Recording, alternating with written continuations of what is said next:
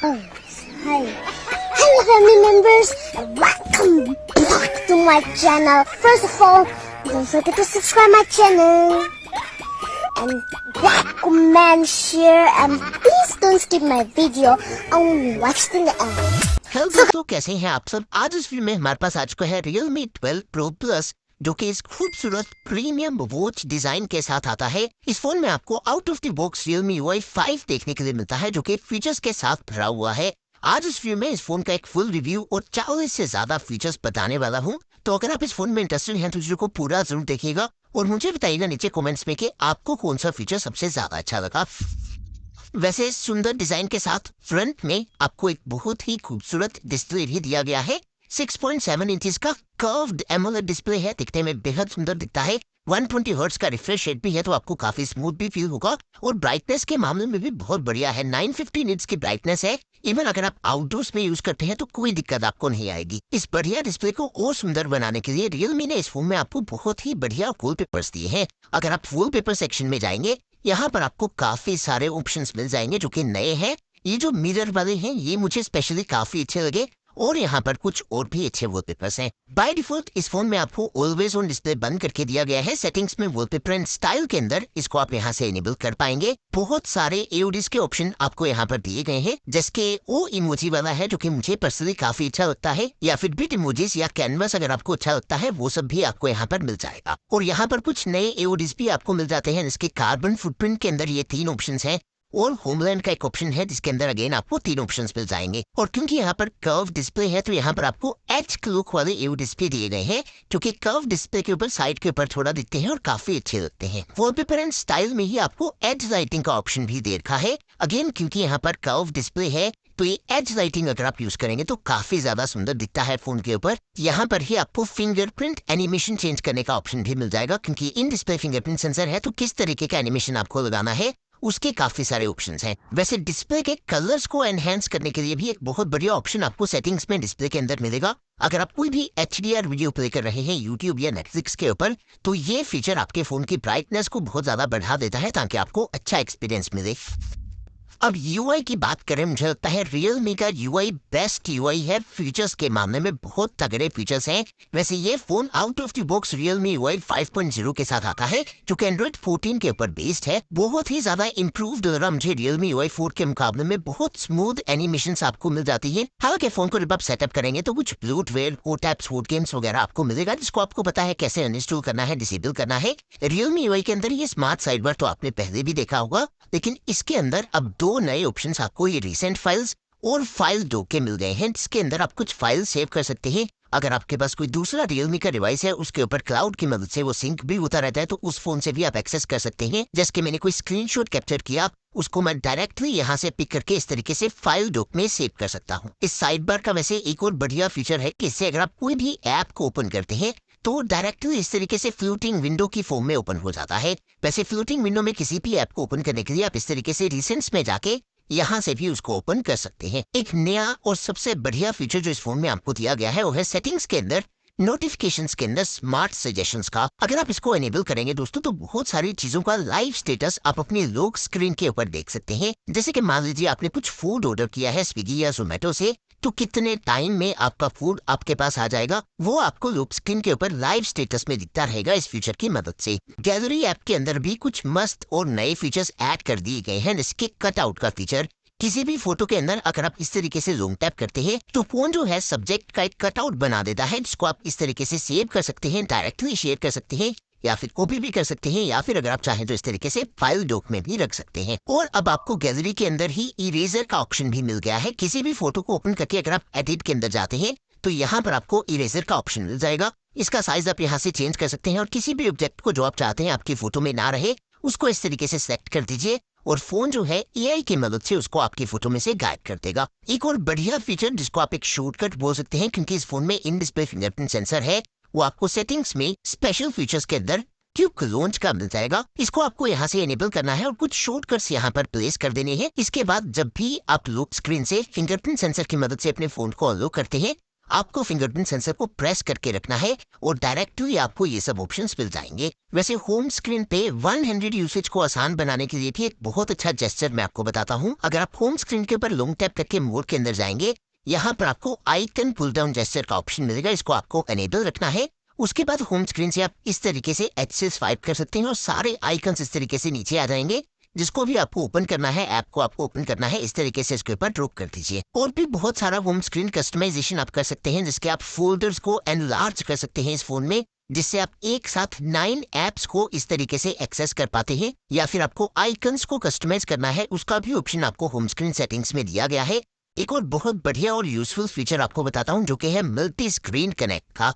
Basically आप अपने phone को पीसी या किसी दूसरे रियलमी के डिवाइस के साथ कनेक्ट कर सकते हैं और डायरेक्टली इस फोन की कॉल्स मैसेजेस आप दूसरे डिवाइस के ऊपर देख सकते हैं। या फिर अगर आप इस फोन के ऊपर कुछ यूज कर रहे हैं, वो आप दूसरे फोन के ऊपर यूज करना कंटिन्यू कर सकते हैं। सेटिंग्स के अंदर अगर आप नीचे स्वाइप करके रियलमी ऐप के अंदर जाएंगे, यहाँ पर आपको हार्ट रेट मेजरमेंट का ऑप्शन भी दिया गया है।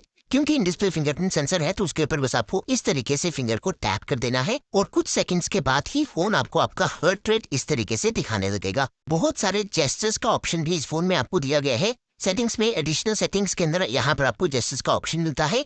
यहाँ पर आप स्क्रीन ऑफ जेस्चर्स एनेबल करके यूज कर सकते हैं, मतलब स्क्रीन जब आपका बंद है तो कुछ ड्रॉ करके कोई एक्शन परफॉर्म कर सकते हैं। कैमरा ओपन कर लीजिए, टॉर्च को ऑन कर दीजिए या फिर म्यूजिक कंट्रोल कर दीजिए। ऐसे ही और भी बहुत सारे जेस्चर्स हैं। वैसे रियलमी UI का एक फीचर जो मुझे सबसे ज्यादा पसंद आता है, वो है अडेप्टिव स्लीप का। सेटिंग्स में डिस्प्ले के अंदर यहाँ पर आपको एडेप्टिव स्लीप का ऑप्शन दिया गया है। बेसिकली अगर आप फोन के ऊपर फोटोज देख रहे हैं या फिर कुछ रीड कर रहे हैं, जब आप फोन को टच नहीं कर रहे लेकिन आप चाहते हैं कि फोन की डिस्प्ले बंद ना हो, टाइम आउट ना हो, तो ये एडेप्टिव स्लीप का फीचर आपका हेल्प करता है। जब तक आप फोन की तरफ देख रहे हैं, फोन की स्क्रीन बंद नहीं होगी।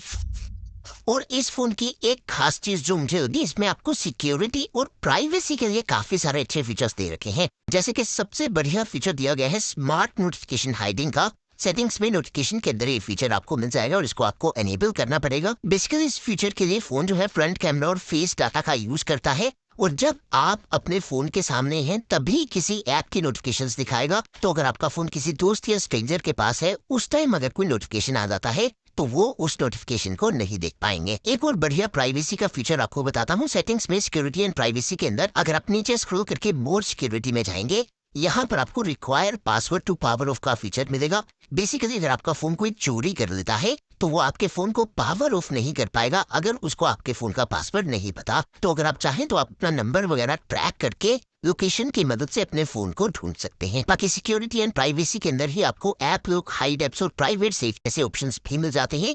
किसी भी फाइल या ऐप को आपको हाइड या लॉक करना है, वो इनकी मदद से आप कर पाएंगे। और सेटिंग्स में ऐप सेटिंग्स के अंदर आपको ऐप क्लोनर मतलब कि डुअल ऐप्स का ऑप्शन भी दे रखा है। तो अगर आपको किसी भी ऐप के 2 अकाउंट अपने फोन में यूज करने हैं, वो भी आप यहाँ से कर सकते हैं और ऑलमोस्ट किसी भी ऐप के लिए फीचर काम करेगा। अब मैं इस फोन को कुछ दिन से यूज कर रहा हूँ। मैंने इस फोन के स्पीकर्स वगैरह भी टेस्ट किए हैं। डुअल स्पीकर्स आपको मिल जाते हैं। साउंड क्वालिटी काफी अच्छी है, जिसका रीजन है कि इसमें आपको डोल्बी एटमॉस का सपोर्ट भी दे रखा है। सेटिंग्स में साउंड एंड वाइब्रेशन के अंदर आपको डोल्बी एटमॉस का ऑप्शन मिल जाता है। यहाँ से आप इसको थोड़ा कस्टमाइज भी कर सकते हैं अपने हिसाब से। वैसे साउंड के रिलेटेड भी एक बहुत जबरदस्त फीचर इस फोन में आपको मिलेगा। सेटिंग्स में अगर आप नीचे रियलमी ऐप में जाएंगे तो आपको डुअल मोड ऑडियो का फीचर दिया गया है। इसकी मदद से आप एक वायर्ड ईयरफोन्स और एक वायरलेस ईयरफोन्स दोनों को एक साथ यूज कर सकते हैं। अभी अगर आप देखेंगे तो मैंने एक वायर्ड ईयरफोन्स भी कनेक्ट कर दी है और एक वायरलेस ईयरफोन्स भी कनेक्टेड है, और अगर मैं चाहूँ तो दोनों को एक साथ एनेबल कर सकता हूँ। दोस्तों परफॉर्मेंस के मामले में तो ये फोन बहुत ही तगड़ा है। इसमें आपको स्नैपड्रैगन का 7S Gen 2 प्रोसेसर दे रखा है। इस फोन में इसका एंट्री स्कोर 6.5 लाख के करीब आता है। कुछ और फोन्स पे मैंने ये प्रोसेसर यूज किया है, उसमें एंट्री स्कोर 6 लाख के ऊपर नहीं जाता। तो इसमें बहुत बढ़िया से ऑप्टिमाइज कर रखा है। अगर आप BGMI खेलते हैं तो HDR एक्सट्रीम या फिर अल्ट्रा HD तक 40 FPS आप खेल पाएंगे और परफॉर्मेंस बहुत ही तगड़ी आ रही है। वैसे अगर आप गेमिंग करते हैं तो आपके लिए यहाँ पर एक बढ़िया गेमिंग असिस्टेंट भी दिया गया है। यहाँ पर अगर आप चाहे तो प्रो गेमर मोड आप एनेबल कर सकते हैं, जिससे आपको बेटर FPS मिल जाएगा। उसी के साथ आपको यहाँ पर वॉइस चेंजर का ऑप्शन भी दिया गया है। अगर आप चाहे तो इस तरीके के सिस्टम स्टैट्स आप एनेबल कर सकते हैं। अब थोड़ा नेटवर्क की बात करूं तो देखो, मैंने इस फोन के अंदर जियो और एयरटेल दोनों सिम्स यूज करके देखे हैं। 5G बड़े अच्छे से काम कर रहा है। 5G का कनेक्टिविटी बहुत अच्छा है इस फोन में और स्पीड वगैरह भी अच्छी आ जाती है। 4G भी अगर आप यूज करते हैं तो 4G प्लस कैरियर एग्रीगेशन का सपोर्ट भी आपको मिल जाता है। वैसे नेटवर्क कनेक्शन और इंटरनेट स्पीड को और बेटर करने के लिए भी एक बढ़िया फीचर आपको बताता हूँ। सेटिंग्स में वाईफाई के अंदर वाईफाई असिस्टेंट के अंदर आपको डुअल चैनल नेटवर्क एक्सेलरेशन का एक ऑप्शन मिलेगा, इसको आप एनेबल कर दीजिए। इसकी मदद से आप वाईफाई और मोबाइल डाटा दोनों को एक साथ यूज करके बेहतर इंटरनेट कनेक्टिविटी दे पाएंगे। और इस फोन में आपको वाईफाई टैथरिंग का सपोर्ट भी दिया गया है, मतलब कि जब आपका वाईफाई ऑन है, अगर आप हॉटस्पॉट को एनेबल करते हैं तो वाईफाई बंद नहीं होता, बल्कि इस हॉटस्पॉट की मदद से आप अपने वाईफाई को आगे शेयर कर सकते हैं।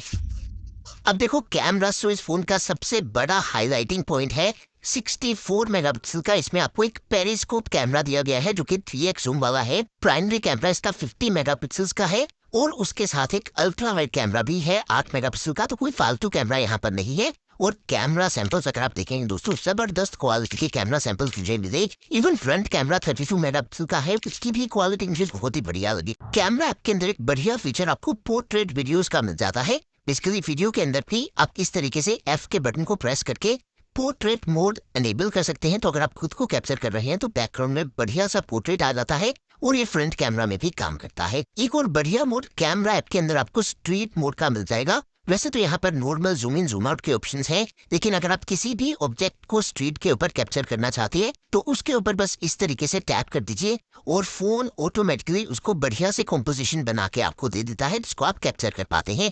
ये वाला ऑप्शन है ऑटो जूम का, जिसको आपको एनेबल रखना है। स्लो मोशन वीडियोस अगर आपको कैप्चर करनी है तो मोड के अंदर आपको स्लो का ऑप्शन मिल जाएगा। मैक्सिमम HD 240 FPS का ऑप्शन है या फिर HD 120 FPS पे भी आप कर सकते हैं। और नॉर्मल कैमरा और पेरिस्कोप कैमरा दोनों से आप स्लो मोशन कैप्चर कर सकते हैं। मोड के अंदर एक और बढ़िया मोड आपको डुअल व्यू वीडियो मोड दिया गया है। बेसिकली फ्रंट कैमरा और रियर कैमरा दोनों को एक साथ कैप्चर करना है, तो इस तरीके से इसको आप एनेबल कर सकते हैं। अगेन 3x कैमरा भी आप यूज कर सकते हैं और यहाँ से लेआउट भी चेंज कर सकते हैं। और इतने अच्छे कैमरास हैं तो इस फोन में आपको स्टारी मोड और मून मोड जैसे ऑप्शंस भी मिल जाते हैं, तो आप मून को भी कैप्चर कर सकते हैं। कुछ फोटोज मैंने मून की कैप्चर की